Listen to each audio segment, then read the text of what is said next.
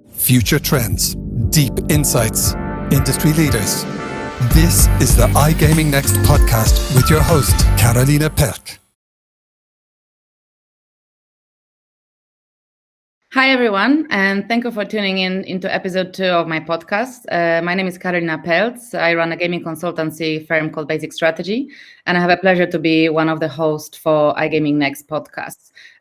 Today, I'm very proud to introduce our very special guest. Once again, while this guest needs no introduction, and his journey is very well known, I'll give a brief intro to the benefit of listeners from all backgrounds. Welcome, Rafi. Hi, Karolina. Rafi Ashkenazi, who has kindly agreed to talk to me today, is a former The Stars Group CEO and a future executive chairman of Hard Rock Digital. Previously a Playtech COO, he joined Rational Group in 2013 and has been with the company that eventually became known as Stars Group for 7 years. Taking over as CEO in 2016, Rafi is widely recognized to have played an integral role in the business, leaving an incredible footprint on all its aspects. He has laid the foundation for the 10 billion mega merger with Flutter Entertainment and was the driving force behind many other high-profile deals, with the acquisition of Sky Betting and Gaming in 2018 and partnership with Fox in 2019, if we were to name just a few. Rafi has stepped down from his position as a non-executive director at Flutter Entertainment in August 2020. He is currently ahead of starting his new role in a joint venture with Hard Rock in the US and lending his industry expertise in a strategic advisor role at Blue Ribbon. So this is a brief background. Thank you for joining us today. I think I wanted to start with your start, maybe not the very beginning of your career, but your start at the company that we all know back then as PokerStars. Can you tell us a little bit about when you joined? And it was a bit of a roller coaster, I would assume. So how were the very first days, months in the job? Oh, the very first day were very, very hectic. In a way, I would say that I started even informally, slightly before I joined in January, because there was quite a lot to do.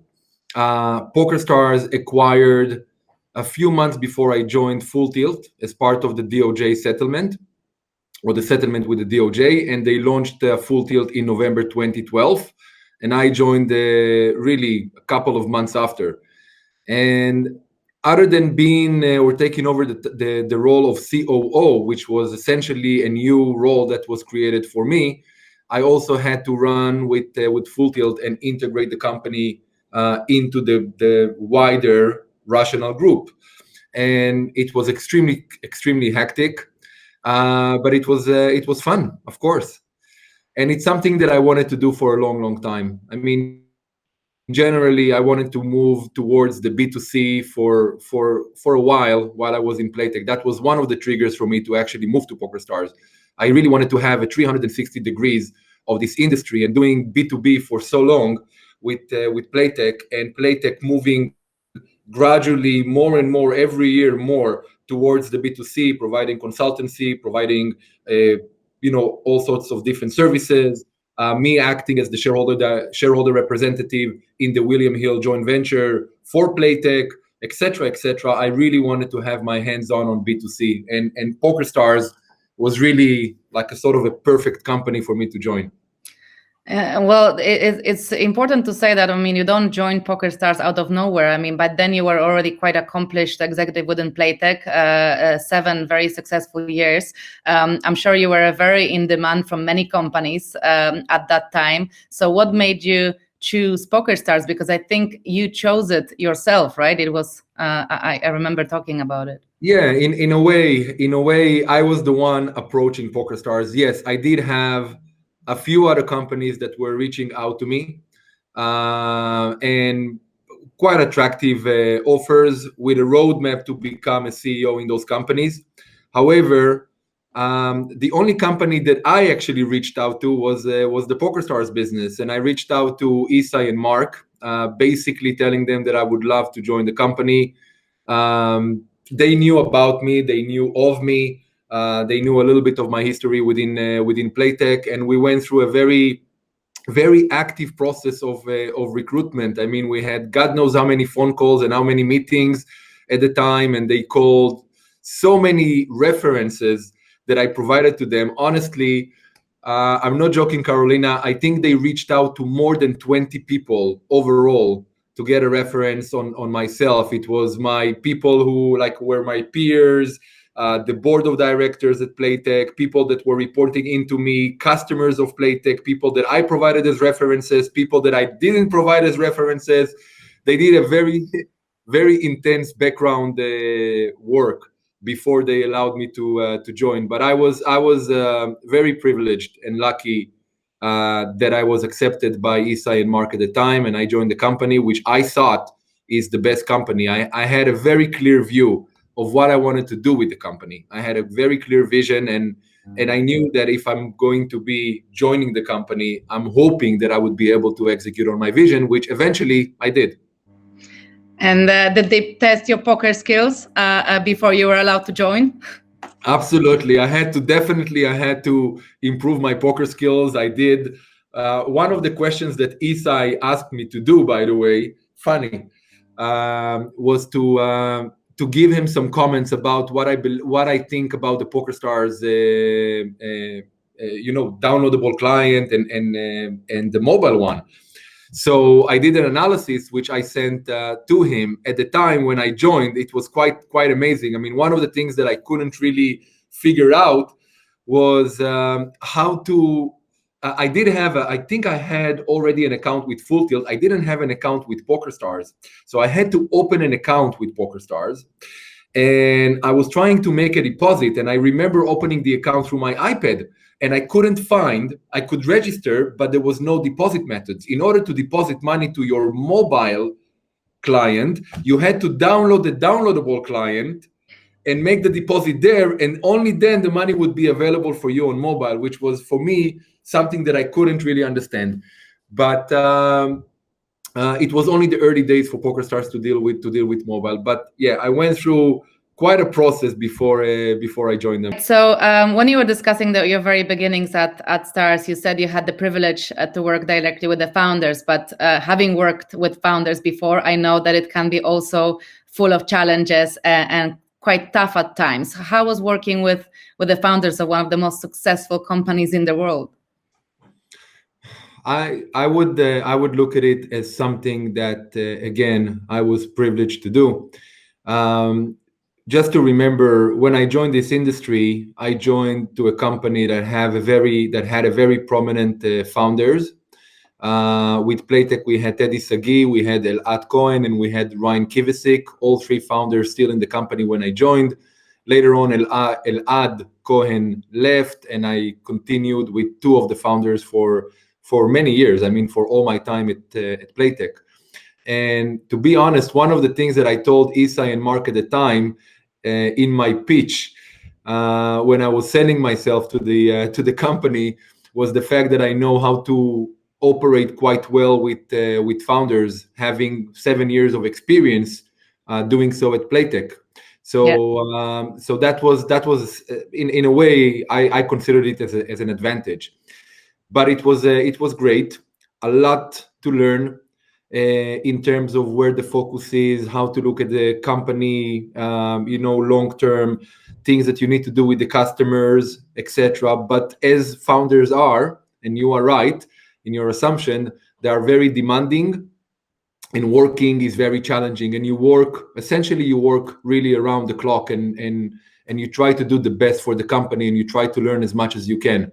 I would definitely recommend working with founders before taking the next step of not having any type of founders and just having a board that you engage with in order to make those strategic decisions that you need to make for the company.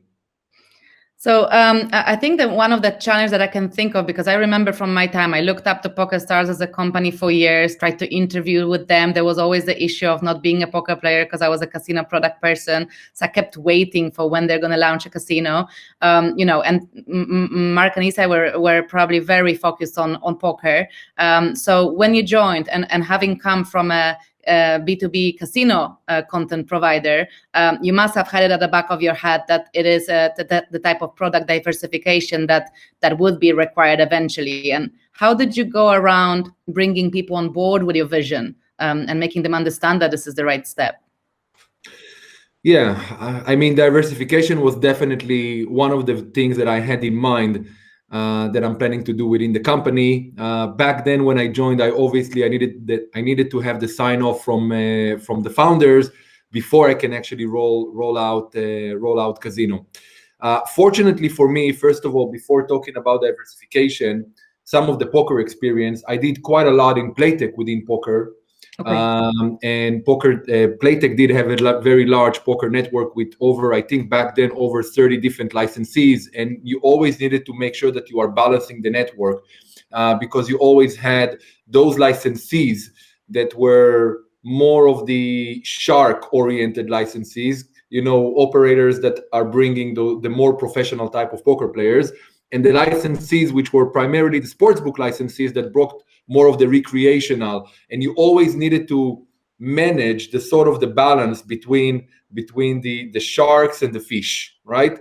And we did a lot of work in terms of the network in Playtech, and I was quite central to this work.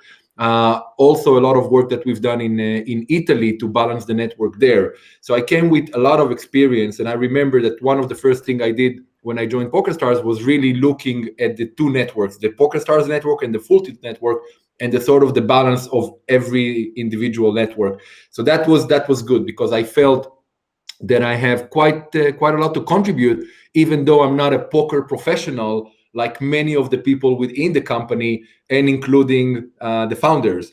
So that was a good onboarding. Other than that, in terms of the diversification, again, taking a company from a poker only company that had primarily all of its customers on one channel, which was the desktop, right? So it was a poker company running only one vertical, running only one up until November 2012, running only one brand, and running it on only one channel, which was just a desktop downloadable client. Wasn't that easy type of a journey. We went through it gradually, and one of the key elements, or one of the key challenges for me within PokerStars, and also to an extent within Full Tilt, was really to explain the fact that our customers are spending time playing casino games and are spending time playing sportsbook or placing bets on sports with other operators. And it doesn't make a lot of sense to allow these other operators to enjoy customers that we spend so much money to acquire, to retain, to make sure that they are engaged, that they are happy and satisfied, that they have all the games and they have all the offering and the prizes, etc. And then they go off and they play casino and sports elsewhere. It didn't make a lot of sense.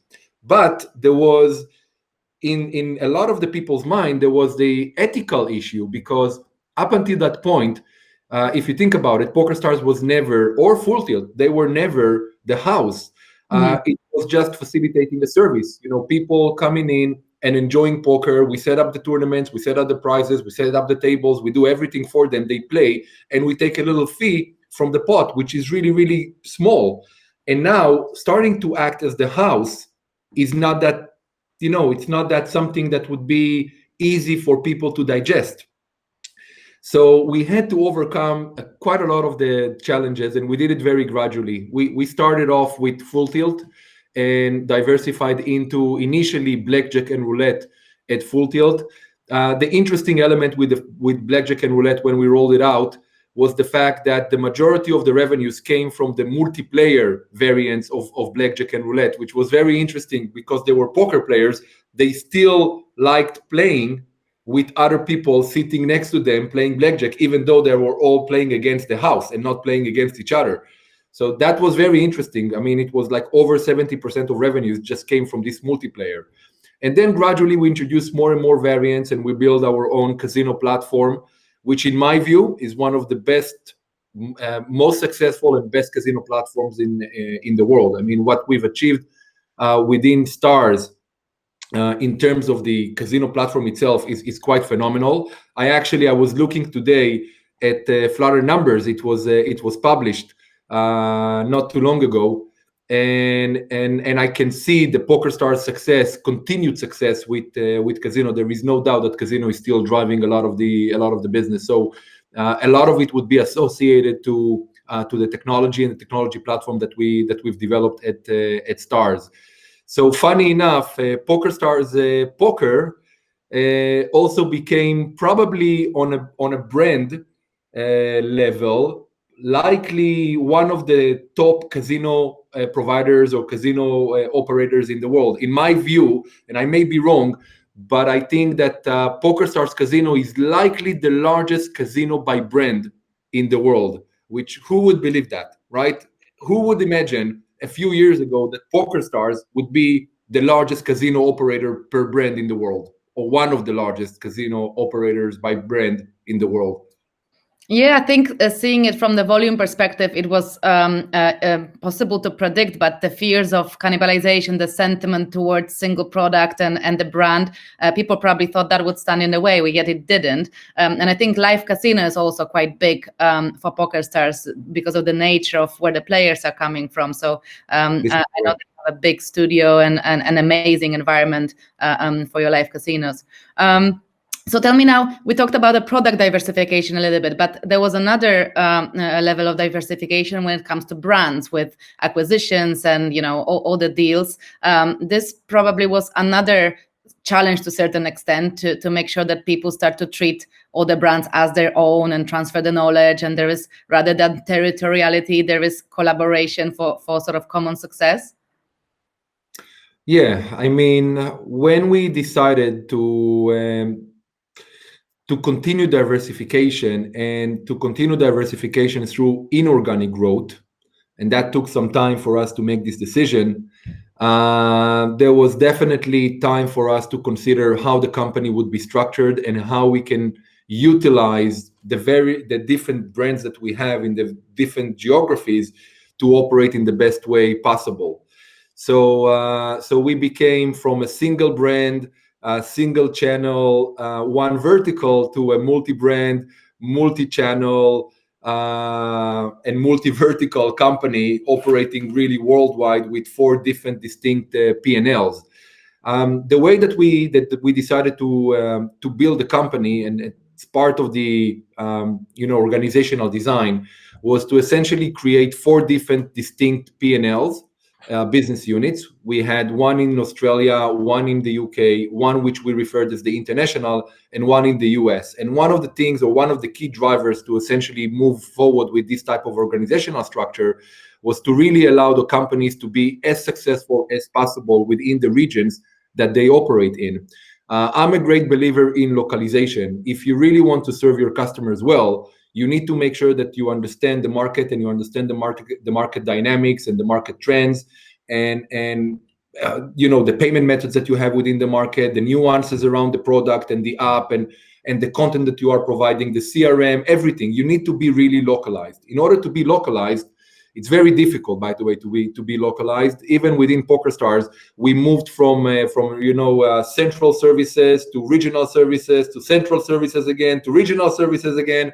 So we always had back and forth because it's not that easy to find the sort of the right balance between central and regional. But at the end of the day, we knew that the Australian market will have very different dynamic and very distinct dynamics compared to some of the other markets, and we need to have a P&L there that needs to be managed and needs to be run. Same goes for the US, same goes for the UK. And within the international, we also had some splits between countries because we have country managers and people that were looking within the country. And I thought that there would be a time where the international segment will be probably divided into 2 or 3 other segments, like we had Central Europe or Eastern Europe or Latin America. Like, I knew that at some point those will be distinct segments within the international. And then the biggest challenge is to ensure that you have collaboration within the company. So those business units which are doing very well in their markets and are experimenting on all sorts of different marketing initiatives and CRM initiatives and product initiatives, etc., will really share a lot of their successes with the other segments or with the other business units. And we've created this collaboration. Again, I've made massive efforts to ensure that there is collaboration within the company. And as an example, when we did a new loyalty program in Australia. We did a very, very successful loyalty program at PokerStars. And I brought this loyalty program to the guys in Australia. They looked at it and they said, okay, Rafi, thank you very much for your offer. However, we think we have a better concept. And I looked at their concept and I said, yes, you are right. For your market, the other concept that you guys came up with is a better concept. And they implemented it and they rolled it out in the market, and it was an immediate success, like immediate success. So I was so proud of the guys and what they've done there. I basically took some of the presentation, send it over to the guys in the UK and told them, listen, you really need to look at what the guys in Australia did. Because I think they came up with a very, very smart program for loyalty. So they agreed, the people in the UK, they reviewed some of the materials, and then they flew over to Australia and spent there a week or 2 weeks or whatever and learn about the program and adopted it or adopted elements of it within the UK.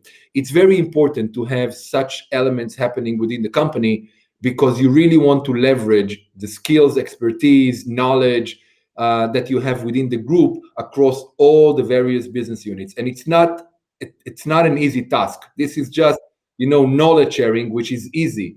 When it comes to technology, when it comes to, doing some combined elements around marketing, these are becoming a little bit more challenging compared to just knowledge sharing. And we've done all of that.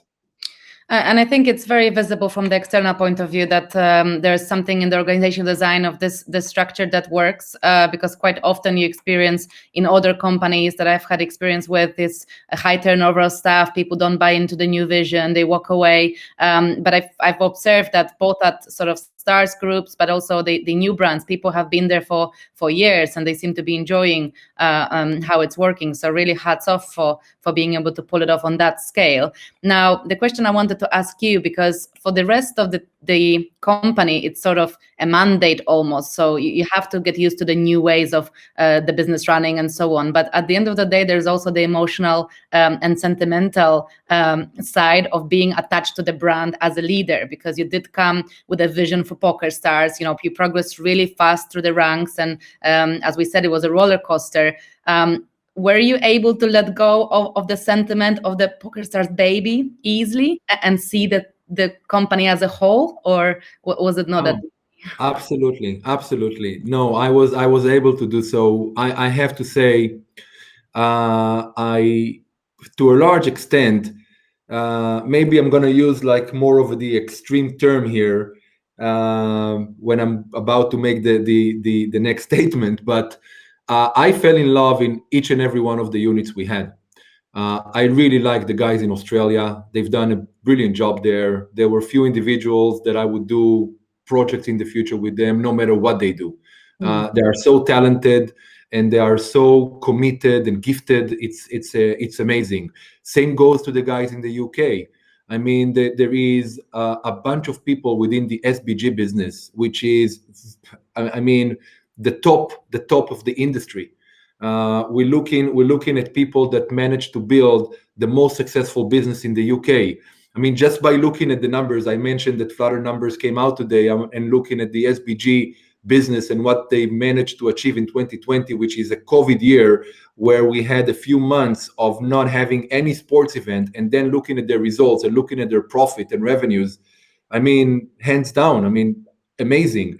And also we built another brand in the US with Fox and FoxBet, and we took a lot of the people that we knew and they were operating within PokerStars or maybe within peripheral to PokerStars, and they went to the US and they started to build this brand and this free to play, and you can see that there is a feeling of a startup.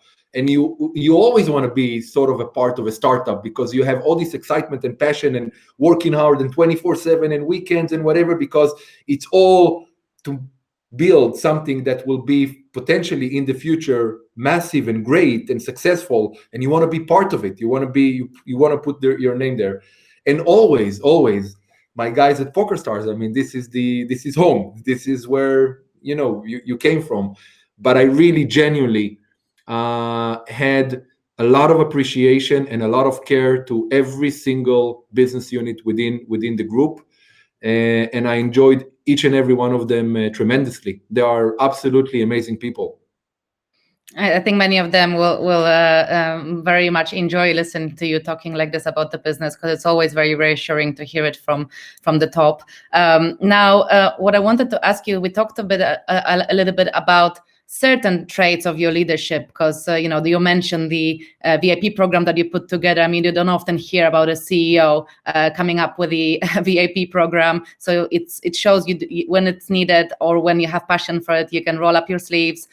You were able to make a lot of bold decisions in a short amount of time. What other leadership traits and skills would you say are part of your leadership style?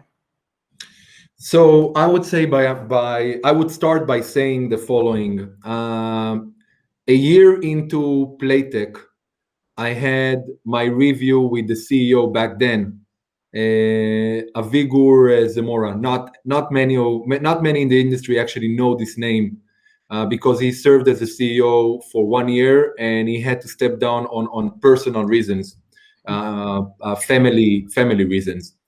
And the first thing he told me after a year, he said, "Rafi, you are hardworking, very successful person. But what I would like you to ensure, it's no matter what you do, because you dive into the details a lot, and you know pretty much everything which is happening within the company, and you have control on various different projects, surely all the strategic projects. But you always need to learn to be able to take a step back and look at the bigger picture and ensure that you are really moving with the company in the right direction. It's very, very important that you always step back." And it just stayed in my head. That comment really, I really took it on board, and I was always trying to ensure that no matter how much in the details I am, I always take a step back, and I always try to look at the bigger picture, and I always try to direct the company, towards its objective or what we are trying to achieve. And I think I managed to do that because I was so conscious of it all the time, and that will be probably one of the key attributes that I have as a CEO. Other than that, there is also a degree of paranoia. I mean, operating in this industry for 15 years, you know that every year something is going to go wrong, something is going to happen. We went through the industry, we went through really being like the Wild West into a mature, highly regulated industry. And this journey, I mean, if you were part of this journey for the past 15 years, you learn so much from this journey. I think that what we are able to do as managers, as senior executives in the company or within this industry will probably serve us extremely well if once we decide to go to other sectors and other industries, because you have like a sort of a like speed dating, right? You basically, it's like speed executive training. Within 15 years, you do what people are doing in a lifetime of their career. So it's very much educational. So because you learn of how an industry moves so fast, you develop this paranoia because you know that something is going to happen. Yeah. And then usually, if something is going to happen, it's not going to happen to your benefit, and it's going to be whatever. So you develop this concept of constantly trying to think ahead, or always be ahead of the curve, and try to expect the unexpected, because it's very important for the company's success. If you are unable to at least try to project or forecast what's going to happen wrong or what's going to go wrong in the future, and you're not making a lot of the preparation now, you may end up getting to this point where the crisis happens without the tools to actually deal with the crisis. So these type of elements are, again, very much key attributes with the way that I run companies. And I would say that probably in the sort of the last few years of acting as the CEO within the Stars Group, one of the other key elements which I started to develop more and more, and I also try to bring to my senior executive, and actually not just my senior executive, to every person who is a manager within the company, is really trying to raise the question of why. Why are we doing that? because sometimes, people are doing things out of inertia, or or just creating work, and at some point you basically forget why you actually started this work in the first place, and things are changing, but you're not adapting to the changes because you're just continuing out of, again, the same type of inertia. So whenever you run a project, I mean, it could be a small project like, I don't know, a bonus system, or it could be a big project like doing completely renovation of your loyalty program, or launching a completely new game. The question is always why? What is the objective? What are you trying to achieve with this project that you are launching? And asking this question is very important, because once you understand the rationale, the why behind everything that you do, it's so much easier to deliver it. And it's so much easier to be true to the initial objective throughout the entire way. And this initial objective can change potentially, not very frequently, but can change. But at least you always know what you are driving towards. And I would say, if I can add one more thing here, is one of the key values that I had in the business. It was introduced by my COO, Guy Templer, because he always believed, that we need to operate or act as owners whenever we are in the business, and it's a value that I feel very close to, because throughout my career, all of it, I mean, from the very beginning, I always felt like I'm like the owner. I maybe not necessarily the owner, but really felt part of the company that I was part of, and it helped me. I mean, even on a sort of a strategic basis, when an individual wants to progress his career, acting like an owner within a company will just help you, because the passion and the care will just flow through. It will be shown, it will be visible to people, it will be visible to managers. So I remember seeing a sort of a debate on LinkedIn, actually, with act like an owner value, and there were people against it and people in favor of it. And I think some of the criticism was, yeah, of course a CEO can act as an owner, because he's making all this money and we're not making even I don't know, a fifth of it. So he can feel like an owner, but how can we feel like an owner?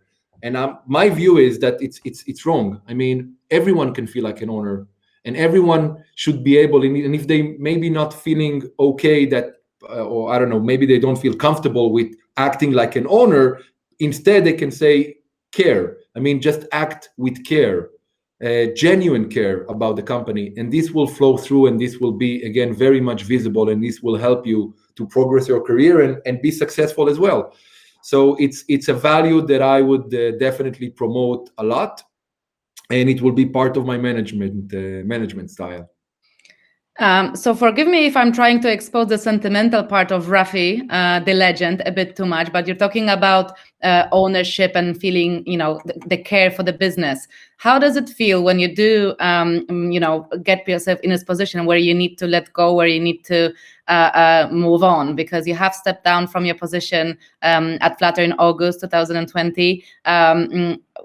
What were the feelings that were going through your head? How did you say goodbye to the company, to the employees? How did it feel? It was very emotional. I did a very short video to the company, I think a few days before the transaction was completed and closed. I was almost in tears, to be honest. It was published on the Rail. So a lot of most of the company were exposed to this video, and I felt maybe I took it too far, but it was so genuine. I was sitting there by myself. It's all COVID. There is no office in the apartment. I was just myself, and I was thinking, oh my God, this is it. This is going to happen like very, very soon. The baby that you were part of building such a massive company, such a successful company, and you feel so attached to it and so attached to the people, and now you need to let go and you need to hand it over to someone else. It's not an easy thing to do. I'm sure that many CEOs are feeling the same. It depends the level of the attachment that they had for the business. but I sent a short video that was very emotional. What you need to do is just to accept, because once you hand over the reins, this is it. The company is now moving to someone else's management and someone else's vision, and it's not you anymore. And you need to ensure that you are able to let go and move on, because this is it. You've done your part, and the company needs to continue, and the company needs to be successful, and you shouldn't interfere, and you definitely shouldn't disturb. And I've done so many M&As in my life, Playtech, and then within Stars, acquiring so many companies and integrating them into the business.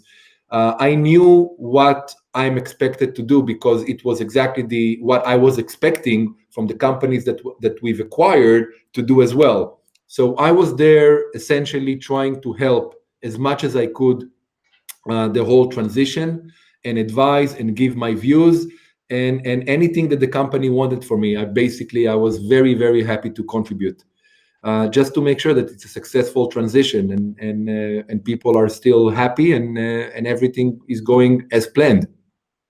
Well, I don't know about you, but I feel like sometimes you can never fully let go. Obviously, it's a very different level of involvement, but I still sometimes catch myself at being the loudest person cheering when Leo Vegas wins an award, even though I'm not sitting at their table. It just, this feeling of happiness for them, it always stays.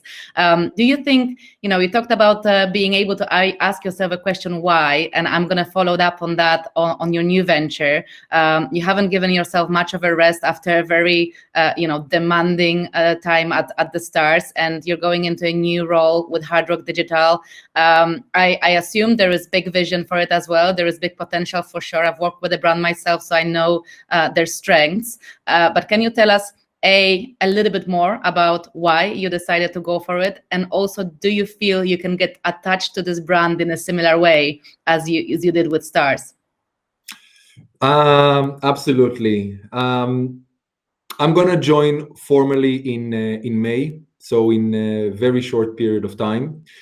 One of the key elements that I learned about myself once I came back, because the last 5 years approximately, I was always also away from my family. So other than running the company, it also took a sort of a emotional price on me, because it wasn't that easy. It wasn't that easy to be away from the family while doing and running the company. It's you always need to have the family support to the maximum extent that you can. So the company was acquired, and the reins, or the company, was handed over to a new CEO, and I stepped back, and I went back to my family, and I mean, almost immediately I felt that I'm not done yet. I felt like I still have a lot to contribute. I felt this drive. I felt this, sense of ambition, that I still want to continue doing meaningful things. And at some point, a few months after I stepped down, so first of all, I started to deal with a lot of stuff, even things like real estate, helping startups, investment in companies, initiating all sorts of different. I mean, I was very, very active at the very early days, and I knew this is me. I mean, I like to be busy. I like to do stuff. I like to see things basically taking form and shape and becoming something. That's part of my reason that I joined the Blue Ribbon as a strategic advisor, etc., etc. So I knew that I still want to do something, and I felt that I want to do something which is great and significant. And a few months after my departure, we got an engagement from Hard Rock. And when you think about Hard Rock and you think about this massive brand worldwide, I mean, and you think what can be done with this brand in terms of operating in more than 70 countries in the world. I have like more than 250 venues, whether it's a casino or hotel or coffee or whatever. There are so many different assets out there, tens of millions of customers, etc. And now moving gradually towards digital, I mean, my head exploded from concepts and ideas and things that can happen with this brand. It's quite a massive brand, and it's massive brand not just within the US. It's a massive brand worldwide, and it's a massive casino brand primarily. So I felt that would be a very good place for me to land, and very good place for me to start contributing and helping Hard Rock and Hard Rock Digital specifically, obviously, to become a more significant player or actor within this industry. So it was very natural. Can I develop the same type of attachment to the Hard Rock? Absolutely, quite easy. I mean, when you go to their website and you read a little bit about their brand and the brand sentiment, it's very, very interesting, by the way. I wasn't aware of it at all before. But, Hard Rock can be associated with rock and live concerts and live events. But it also stands for independency. And they also have an element there which is really thinking about the environment and about protecting the environment. And there is some heritage around that element as well. And other things within the brand that I really felt quite attached to, because it's a very good base of brand that you can start working with and continue to develop. So yes, I'm quite excited. I would be as well. I mean, the power of the database and how people love that brand as well it just shows the potential. Now, you said you're going to start over in May, but that's still a little bit of time. But you also mentioned that you got involved in a few strategic advisor roles for startups. Can you tell us a little bit about it? I'm great friends with Amir from Blue Ribbon, so I totally get it why you chose that product. I see the great strength of it myself. But tell us a little bit what it involves and if you want to do more of these kind of engagements going forward. Yeah, I would love to do more of these engagements going forward. And I did make a few investment in a few startup companies, and I am acting as a strategic advisor in few of them. And one of the things, or one of the key attributes that I can bring to these startups is really the experience and the directive that I can help them to build jointly. Those companies, I mean, a lot of the startups, if you look at them, it probably takes something along the lines of 3 to 4 years until you really establish your vision, until you establish your strategy, your pricing, your business model, the product itself, and the target market that you want to approach with this product, etc. It takes years to do that, because initially you have an idea and you start building some sort of a concept, and you start rolling it out, and you make a lot of adjustments. So if I can come in and help the people to accelerate these 4 years and make it, instead of 4 years, like 1 year or 2 years, and help them to really fulfill what their objectives are quicker, that's a great sense of achievement. And you want to help these companies, and you want to bring this experience, and you want to make as many of them as possible like financially stable. And I remember I was telling Amir as an example at Blue Ribbon, Amir and Dan, that one of my objective is to make sure that they become millionaires. I actually use this term. It's funny, but it's another element. It's not just of course, the key element. It's around the product and the service and the customers and the success and building the momentum and making sure that you are moving forward constantly. But there is also the financial gain. And if I can help with those two elements, I'm very much happy to contribute. Nonetheless, I am going to start very soon with Hard Rock, and this will take the vast majority of my time.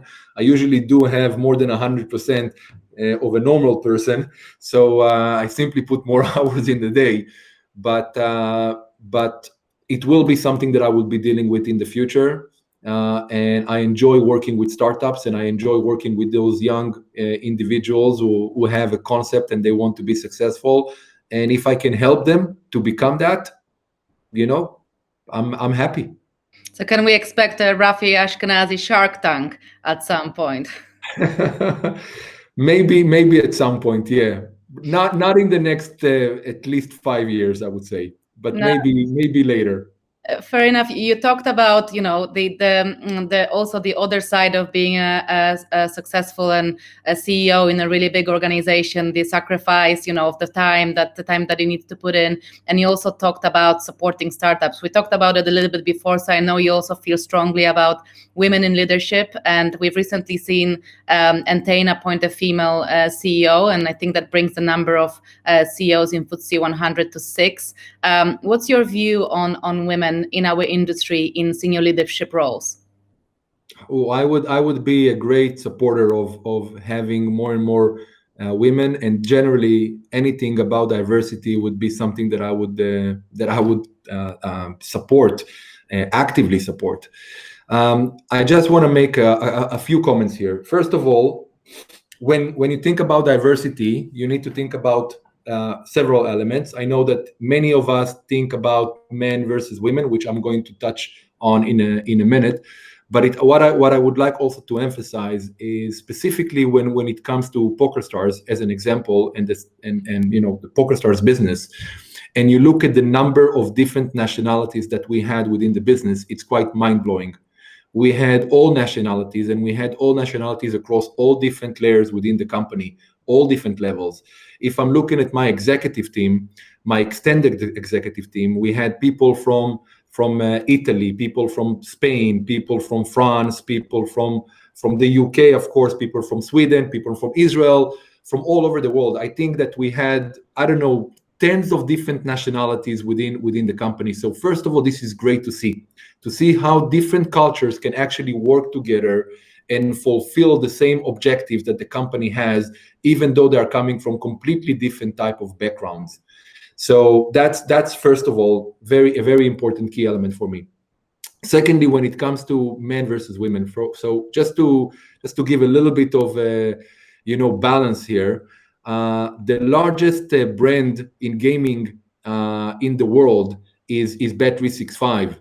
Bet365 is led by Denise Coates for many, many years. She is the most successful person that built a company organically, was the most successful woman that built a company organically without any type of M&As throughout all the years. And she still managed to build an amazing company, an amazing brand, supporting the UK and supporting the economy in the UK. I think not too long ago, there was a publication around that she is the highest taxpayer in the UK, which is, I mean, it's quite amazing. Mm-hmm. And I know that they also give a lot to charity, and it's amazing to see. So a lot of appreciation to what Denise Coates is doing with Bet365.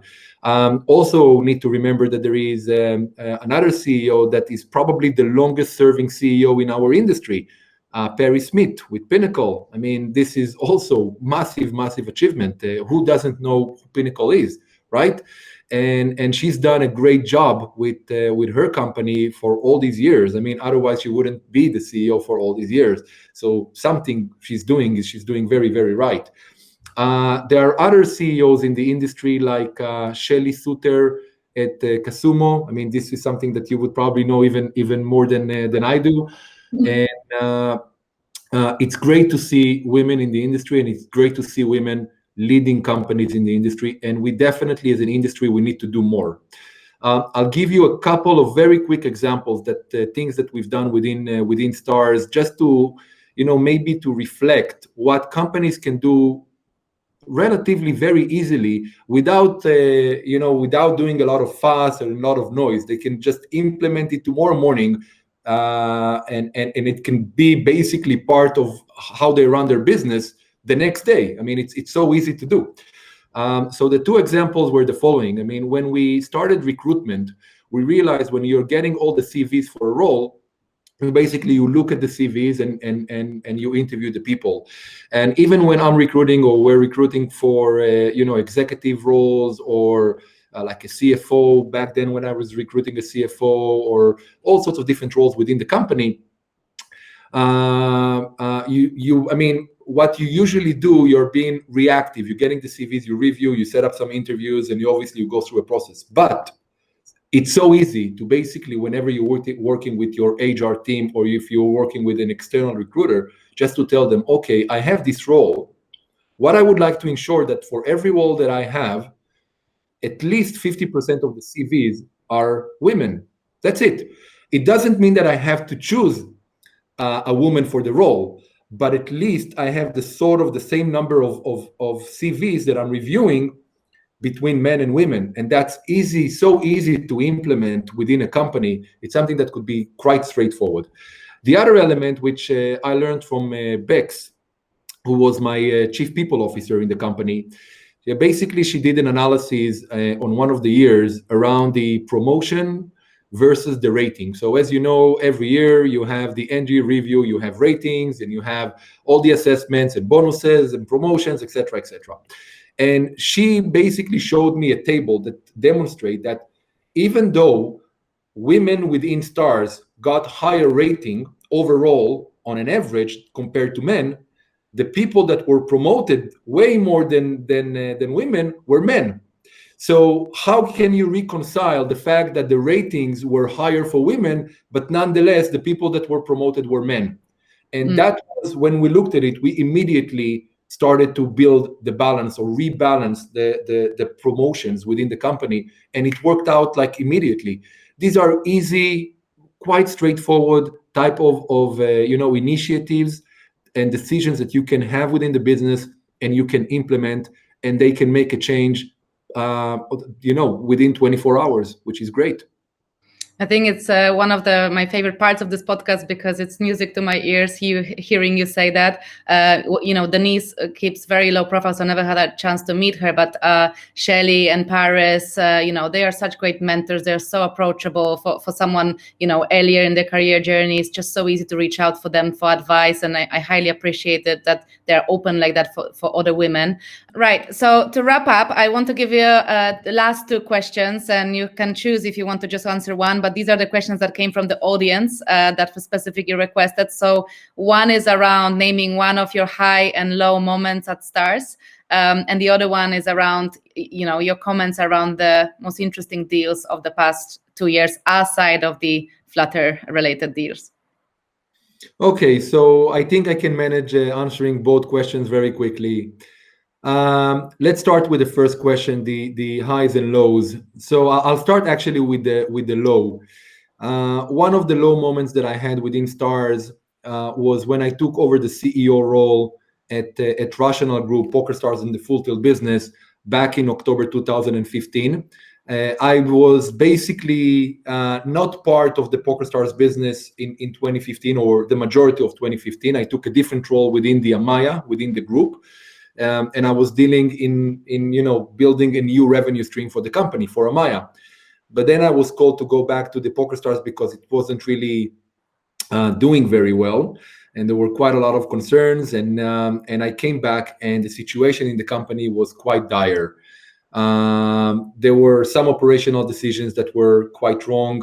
Financially, we were carrying a lot of debt, and we had to deal with paying down the debt, and we had some cash issues and cash flow issues, and there were a lot of different challenges. So when you think about taking a company and you want to start building it, and you want to build this momentum, and you have to tackle so many different elements, and the company is in such a place which is so low in terms of the overall sentiment, in terms of the energy, the dynamics that you have within the company, and also financially the situation is quite dire, and you need to turn it around. You need to overcome those issues, and you need to turn around the company.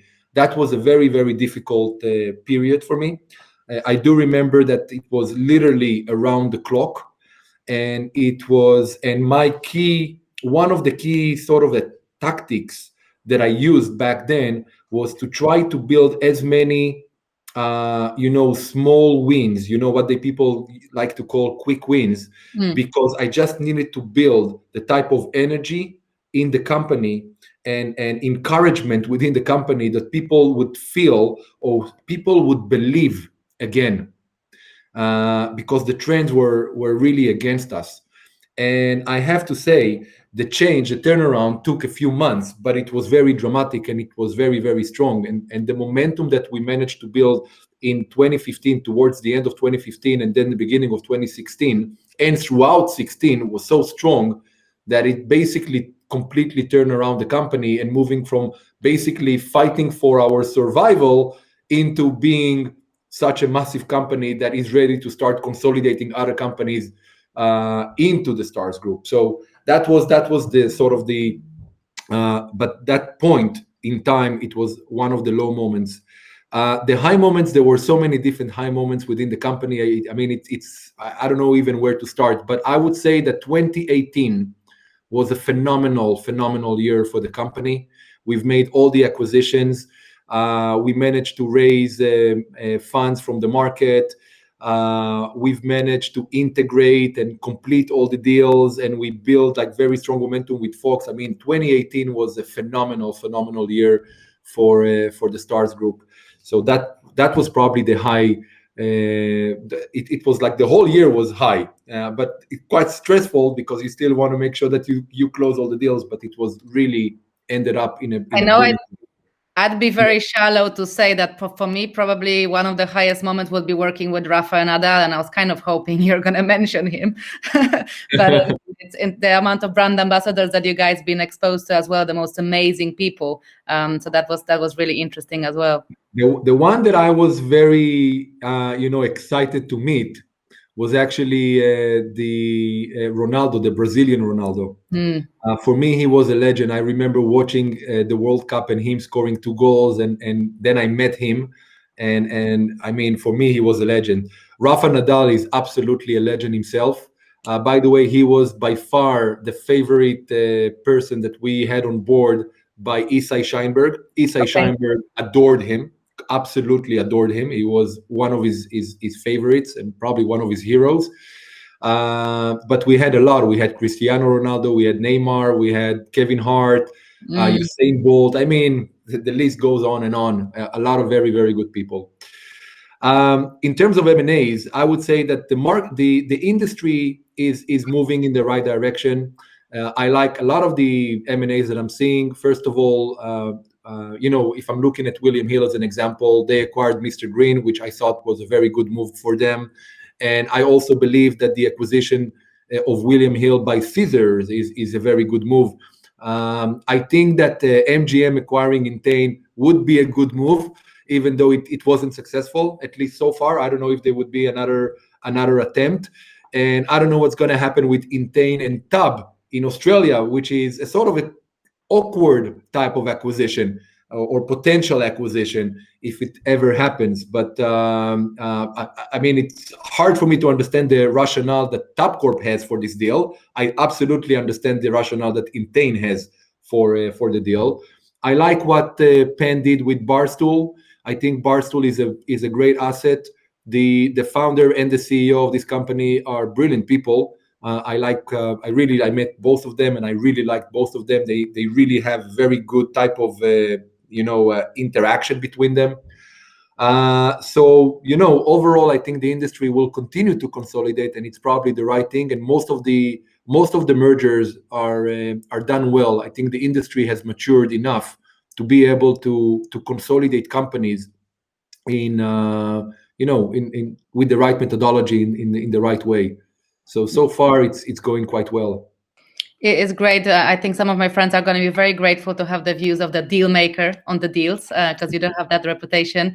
I mean, to wrap up, I need to catch onto one of the words that you mentioned that are part of your leadership style, which is paranoia. Paranoia I've experienced throughout this whole podcast, because for all of you listeners, just to give you an idea, the stars were not exactly aligning for making this podcast happen. Rafi was very kind to agree. And, I'm new to the podcast journey, so I'm very appreciative. I'm a female entrepreneur, and I think this is his way to show support. However, we have recorded this interview yesterday where Rafi gave us an hour and a half of his time, and we had a software bug that basically prevented from the file to being downloaded. And then we went on to do this today, which extremely grateful for your time again. And then Rafi had a power cut with all electricity going off, screens freezing, and I just thought it would be it. I thought we're not going to be able to continue.